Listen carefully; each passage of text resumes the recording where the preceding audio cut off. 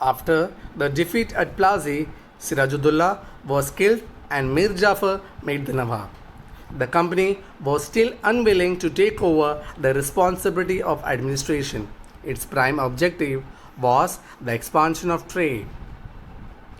If this could be done without conquer through the help of local rulers who were willing to grant privileges, then territories need not to be taken over directly. Soon, the company discovered that this was rather difficult, for even the puppet Nawabs were not always as helpful as the company wanted to be. After all, they had to maintain a basic appearances of dignity and sovereignty if they wanted respect from their subjects. What could the company do? When Mir Jafar protested, the company overthrew him and installed Mir Qasim in his place. When Mir Qasim complained, he in turn was defeated in the Battle of Buxar that was held by the year 22 October 1764. Driven out of Bengal and Mir Jafar was reinstalled. The Nawab had to pay 5 lakh rupees every month, but the company wanted more money to finance its war and meet the demands of trade and its other expenses. It wanted more territories and more revenue. By the time Mir Jafar died in 1765, the mood of the company had changed. Having failed to work with puppet Nawabs, Clive decided we must indeed become Nawabs ourselves. Finally, in 1765, the Mughal emperor appointed company as the Diwan of the province of Bengal. Diwan means right to collect tax. The Diwani allowed the company to use the vast revenue resources of Bengal. This solved the major problem that the company had earlier faced. From the early 18th century, its trade with India had expanded, but it had to buy most of the goods in India with gold and silver imported from Britain. This was because at this time Britain had no goods to sell in India. The outflow of the gold from Britain slowed after the Battle of Plassey and entirely stopped after assumption of Diwani. Now, revenues from India could finance company expenses. These revenues could be used to purchase cotton and silk textile in India, maintain company troops and meet the cost of the building the company fort and the offices at Calcutta. Company officials become Nawabs. What did it mean to be Nawabs? It meant, of course, that the company acquired more power and authority. But it also meant something else. Each company servant began to have vision of living like Nawabs. After the Battle of Plassey, the actual Nawabs of Bengal were forced to give land and vast sum of money as personal gifts to company officials. Robert Clive himself amassed a fortune in India. He had come to Madras from England in 1743 at the age of 18. When in 1767 he left India, he looted our Indian wealth worth of 4,01,102 pounds. Interestingly, when he was appointed governor of Bengal in 1764, he was asked to remove corruption in company administration, but he himself was involved in the corruption, so he was being cross-examined in the British Parliament by the year 1772. In the British Parliament, he was being found guilty. Because of that guiltiness, he committed suicide in 1774. However, not all company officials succeeded in making money like Clive. Many died on early death in India due to disease and war, and it would not only be right to regard all them as corrupted and dishonest. Those Britishers whose main purpose was to loot the wealth of India and move back to Britain to lead a good life, and those Britishers were known as Nabobs. Nabobs, in Indian version, it was called as Nawabs. So Nabobs and Nawabs both are equal. Company rule expands.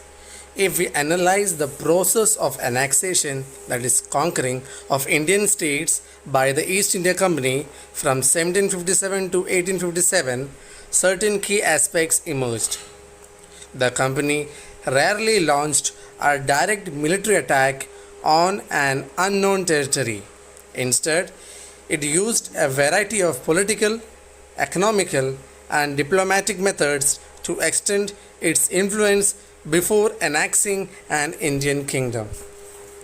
After the Battle of Buxar, 1764, the company appointed residents in Indian states. They were political or commercial agents, and their job was to serve and further the interest of the company.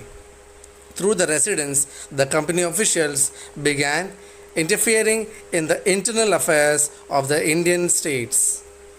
They tried to decide who was to be the successor to the throne and who was to be appointed in the administrative posts. Sometimes the company forced the states into a subsidiary alliance. What is subsidiary alliance? Subsidiary means secondary, alliance means force. So together we can term it as secondary force of the Britisher. According to the terms of this alliance, Indian rulers were not allowed to have their independent armed force.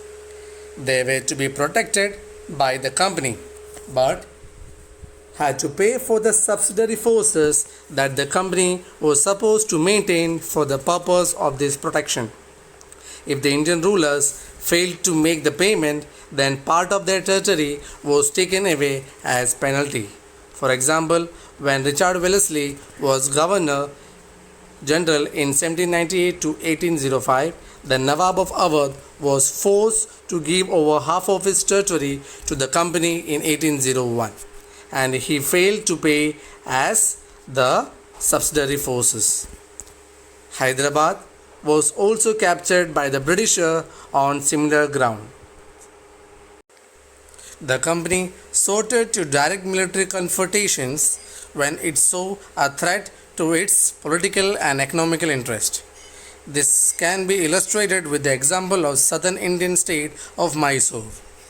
Mysore had grown in strength under the leadership of powerful ruler like Hyder Ali, ruled from 1761 to 1782, and his famous son Tipu Sultan ruled from 1782 to 1799.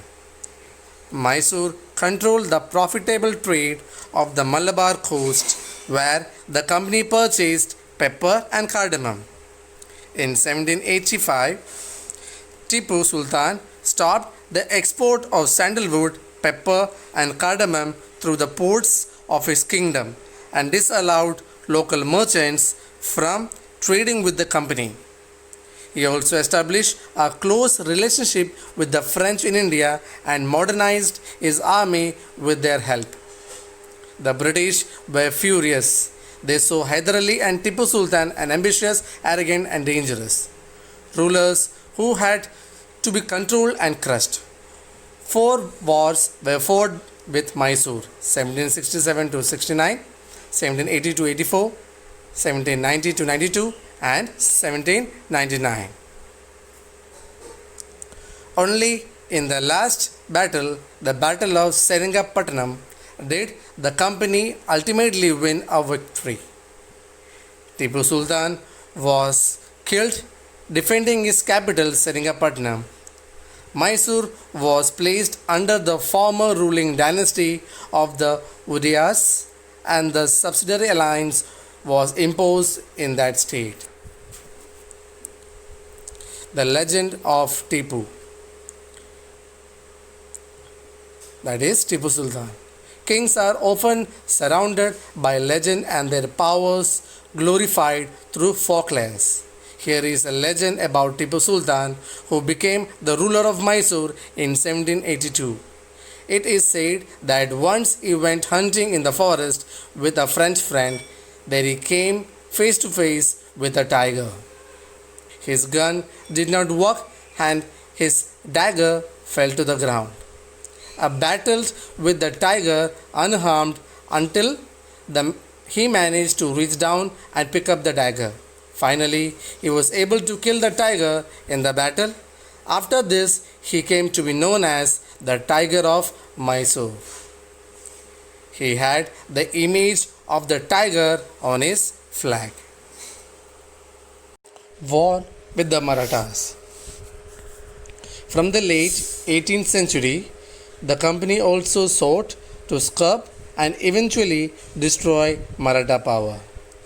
With their defeat in the Third Battle of Panipat in 1761, the Marathas' dream of ruling from Delhi was shattered. They were divided into many states under different chiefs, that is Sardars, belonging to dynasties such as Scindia, Holkar, Gaikwad, and Bhonsle. These chiefs were held together in an alliance under the Peshwa, that is principal minister, who became its effective military and the administrative head based in Pune.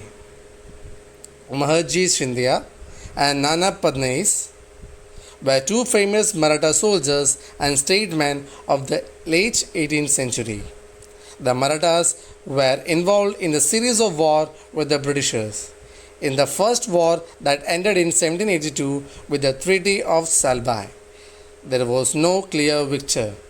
The Second Anglo-Maratha War 1803 to 1805 was fought on different fronts, resulting in the British gaining Orissa and the territories north of the Yamuna River, including Agra and the Delhi. Finally, the Third Anglo-Maratha War of 1817 to 19 crushed Maratha power, and the Peshwa was removed and sent away to Bittur near Kanpur with a pension. The company now had complete control over the territories south of the Vindhyas.